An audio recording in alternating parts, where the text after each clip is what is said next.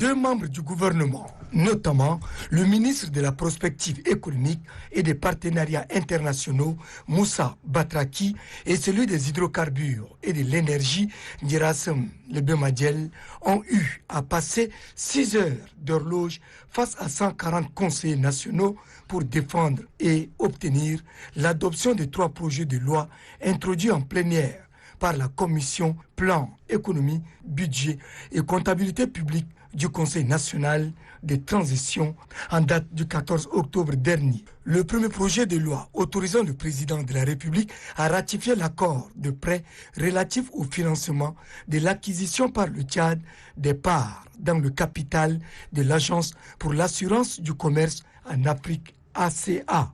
Cet accord d'un prêt concessionnel d'un montant de 15 millions d'euros auprès de la Banque européenne d'investissement permettra au Tchad d'honorer sa quote-part d'action à l'Agence pour l'assurance du commerce en Afrique, ce qui permettra au pays de Toumaï de devenir un pays membre à part entière de l'ACA et offrira aux investisseurs d'accéder au financement innovant à moindre coût pour développer leurs activités commerciales.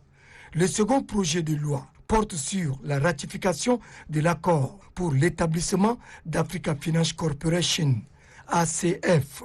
Ce projet permettra au Tchad d'avoir accès aux interventions de l'Africa Finance Corporation et également aux investisseurs privés de mobiliser plus efficacement des ressources financières adaptées à la réalisation de différents projets économiques. La souscription de l'ACA par le Cameroun à travers la BEI a coûté 7%. Nous, on a négocié à 0,49%.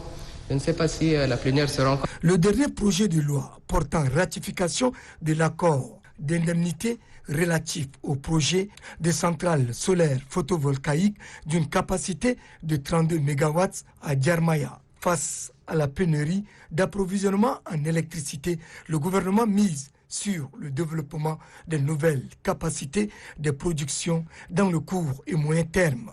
C'est dans ce contexte qu'il a décidé de réaliser ce projet Djarmaya Solar. L'introduction du solaire, surtout en journée, dans le réseau de la SNE, permettra à l'État d'économiser 1,4 milliard de francs CFA par mois sur le gasoil.